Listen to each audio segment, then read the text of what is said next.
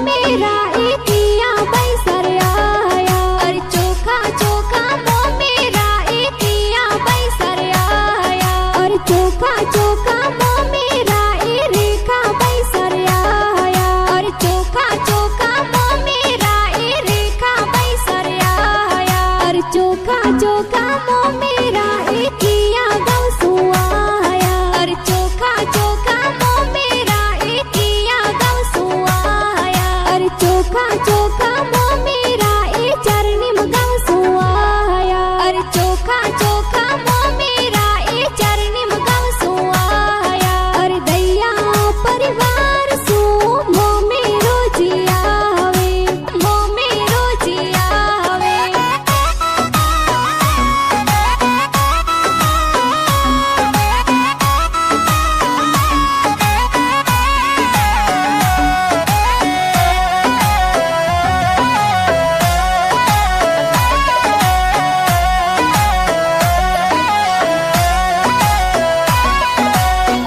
अरे जरो के आवे ने रेखा बैसा जोवे। अरे जरो के आवे ने रेखा बैसा जोवे। अरे चोखा चोखा मोह मेरा मर कायो वीरो लावे। अरे चोखा चोखा मोह मेरा मर कायो वीरो लावे। अरे चोखा चोखा मोह मेरा मर सैलेस भाई लावे। अरे चोखा चोखा मोह मेरा मर बकुता भाई लावे। अरे चोखा चोखा मोह मेरा मर नारिस वीरो लावे। अरे हाथों राहत फूल मारे कायो वीरो लावे। अरे हाथों राहत फूल मारे आसुक भाई लावे। अरे अजर जरो के पैसा रेखा बाई जोवे। अरे हका बाई सोगा बाई मोह मेरो जिलावे। अरे ओखा बाई लक्ष्मण बाई मोह मेरो जिलावे। अरे जोगा बाई प्रेमा बाई मोह मेरा मियावे। अरे चोखा चोखा मोह मेरा मर बिजला बाई लावे। बिजला बाई लावे।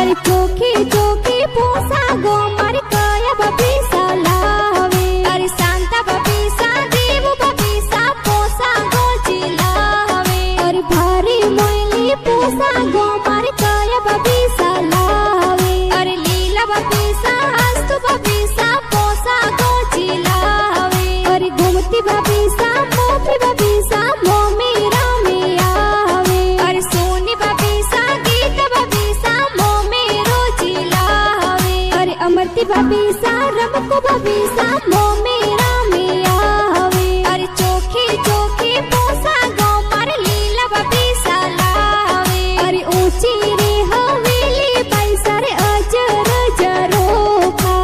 अजर जरोखा।